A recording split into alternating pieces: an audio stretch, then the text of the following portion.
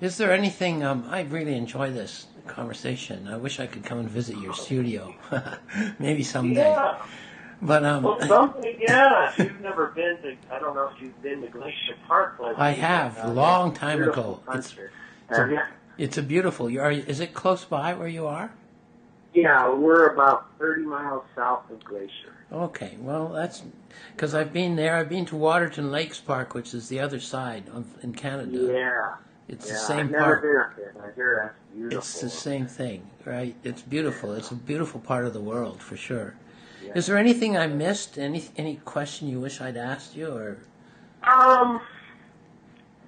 No, I don't think so. You know, as far as my dad's work, that's another thing. You know, he passed away here, actually in 2005, and I've been fortunate enough to, you know, kind of carry his work on. I still deal in his original paintings, but then also, you know, we've been doing G-clay reproductions of his work. Oh, that's nice. Yeah.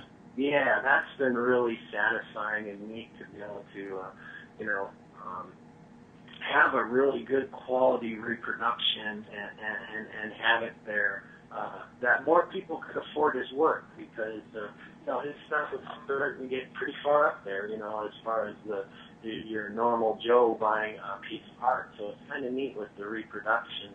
You still have a quality piece of art and imagery, but yet you can expose it to more people and carry on, you know, what he loved to do and his imagery, and so yeah, that's pretty neat. That is nice. That's good. Yeah. And how did he become an artist? Did you ever hear the story? Oh my God.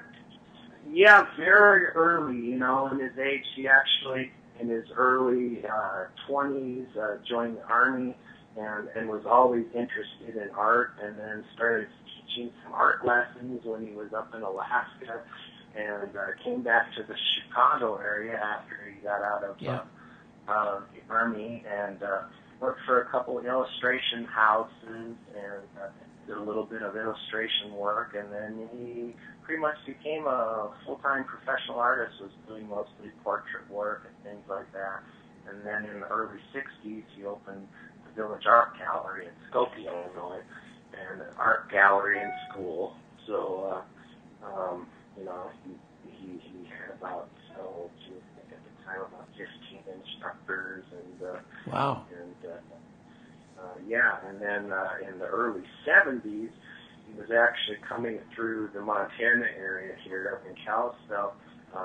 He was up here seeing, my uncle and my father used to deal in a lot of Western art back in the early 60s and 70s, and he was actually came up here trying to sell a Charlie Russell painting to a local dealer, had a little time here, ended up going through the park, and fell in love with it, you know, as far as the painter, the beauty of it and all, and came back to Chicago and told my mom, you know, we're moving out to Montana and I'm going to become a full-time painter now. So that's what we did in the early 70s, and, you know, my uncle kept running the art school, and kind of advised him through the years, and he stayed in Chicago, kept the art school going, and then my father basically, you know, full-time artist, and, you know, traveled a lot. He actually had different galleries around the country that would actually carry different work, because, you know, he loves painting as far as the art of it, and